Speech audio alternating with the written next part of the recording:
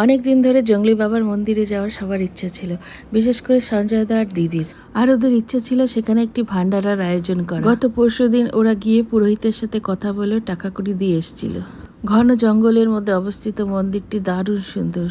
যেহেতু আমরা বেংডুবিতেই থাকতাম, আমরা মন্দিরটির কথা অনেক শুনেছি, কিন্তু এতবার করে যাওয়া হয়নি। কিন্তু আমরা যখন থাকতাম তখন মন্দিরটি এত বড় ছিল না, এখন এত বড় হয়েছে। পণ্ডিতজি বললেন প্রত্যেক শনিবার কেউ না কেউ ভান্ডারার আয়োজন করেন। মন্দিরটি শিব মন্দির হলেও এতে অন্য দেবদেবীরাও আছেন। যে মূর্তিটি ঢাকা রয়েছে ওটি হলো গণেশ দেবতা, নতুন এসেছে, তাই উন্মোচন হয়নি এখনো। গতকাল একটু বেশি বৃষ্টি হওয়ায় আমরা খুবই চিন্তায় পড়েছিলাম, কিন্তু সকালবেলা ওয়েদারটা ভালো হওয়ায় লোকজন মোটামুটি ভালোই হয়েছিল। আমাদের ইচ্ছে ছিল বেশ কয়েকটি আইটেম করা, কিন্তু পণ্ডিতজি বললেন যেহেতু ওনারা লোকজন কম, তাই সবজি দিয়ে খিচুড়ি করবেন।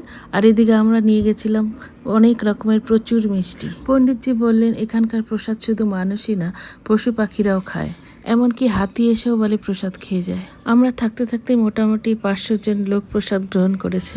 কাউকে পেট ভরে খাওয়ালে যে কত তৃপ্তি পাওয়া যায় একমাত্র ভান্ডারা করলেই বোঝা যায়।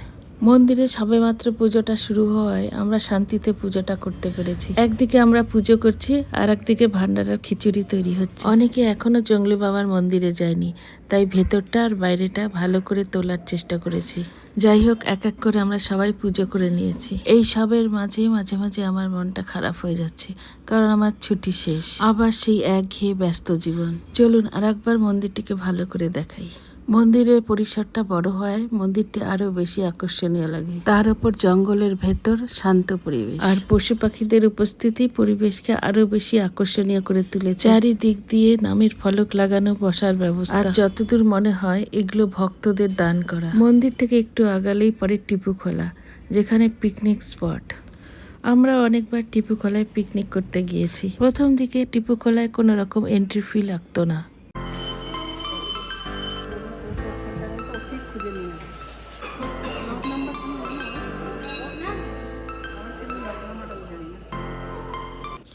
এরপর শুরু হলো প্রসাদ বিতরণ।